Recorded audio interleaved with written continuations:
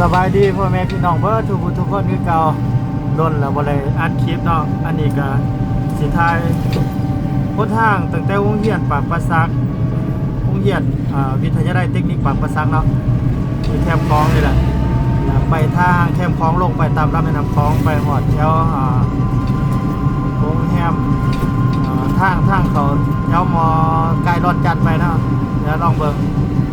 ว่าตอนแรกซ้ำนี่สิมีรถร้ายบอสิเป็นแน่ใด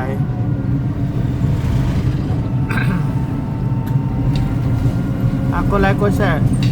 กดติดตามให้นะเด้อพี่น้อง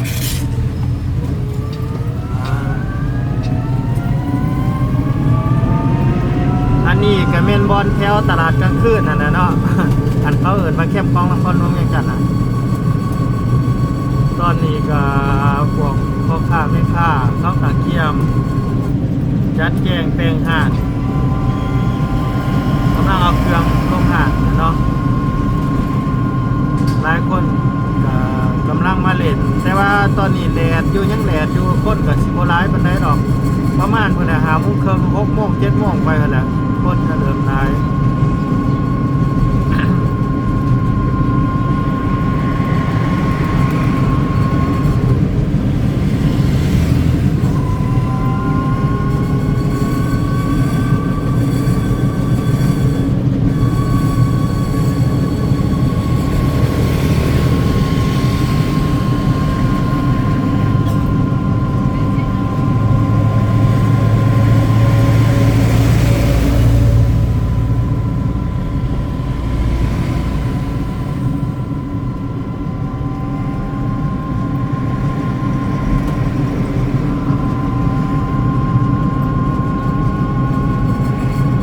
แจ้งดีอยู่วะ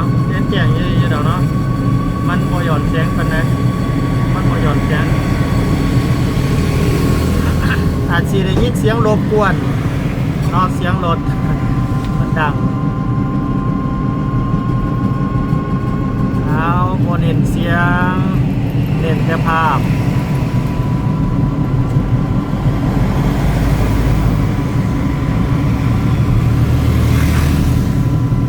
เส้นทางตัวนี้เป็นทางลงอะไรเนาะลงเพราะว่าแม่น้ำคลองมันไหลลงไปสิเด้ตามรถเท่าไหร่เอาสิทายไปหอดแถวโรงแรมดอนจันทร์ที่แนมเห็นนี่แต่เนาะวันสูงไปยังซ้ำนี่ก่อนทายไลฟ์กับยันบ่มีคนเบิ่ง เอาหน่อยแถวนี้ก็มีอยู่แม่ค้ากำลังแดงบางคนก็แล้วเนาะบางคนก็แล้วบนนี้เพิ่นใส่ไฟแดงเด้อใส่ไฟแดงแต่ว่าเฮาสิลวงเลยซะ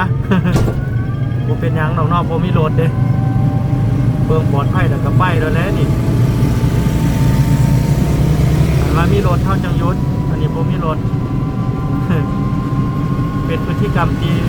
บ่เป็นตาเลียนแบบ เอาว่ากันไป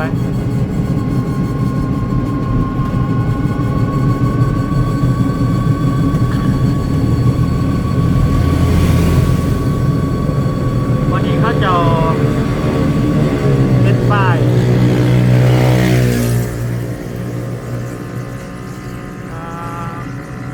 เขาแอบไปทั้งทางเบื้องขวาเนี่ยนอกเบื้องขวามือสงสัยต้องมีโครงการอันใดอันหนึ่งแหละเนาะมันสิสร้างยังบ่ฮู้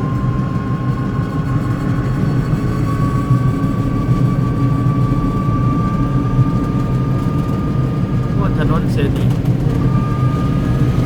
แต่ก่อนโมเมนต์แต่ก่อนเนาะส่วงย่ำมันเป็นดอกไม้บานนี่นะดอกฟางตัวนี้งามเลยแต่ว่าย่ำนี่มันบ่มีดอกเลยบ่งาม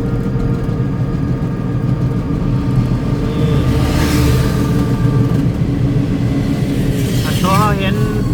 ตึกใหญ่ๆอันนั้นเป็นโรงแรมแลนด์มาร์คเนาะเขาไปหอดปูนภาษีเขาว่าเพียงนี้ เพราะว่านี่สิเดินทางไปบ้านเสียงดาแต่ว่าเฮา ลัดมาทางแคมป์คลองแล้วก็สิเดี๋ยวต่อไปนี่ขึ้นเส้นคู่เวียงแล้วก็ไปต่ออ่า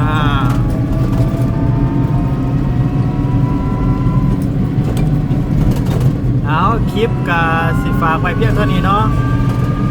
ไปหอดไฟแดงบนนี้แต่กับสิจบคลิปแล้วก็เป็นคลิปใหม่เริ่มต้นเป็นคลิปใหม่อยากให้พี่พ่อแม่พี่น้องคนที่ติดตามเลยเบิ้งเลยส้มเส้นทางนครหลวงเบิดทุกหม่องทุกมุมเนาะไปบนใดกับสีไทยอยากให้เบิ้งบ้านเมือง อยู่ทางนครหลวงเวียงจันทน์ว่าเป็นแนวใดโอเคเอาขอบใจได้เด้อที่ติดตามมาที่เบิ้งมาหอดตอนจบเนาะขอจบแค่เพียงเท่านี้ใช่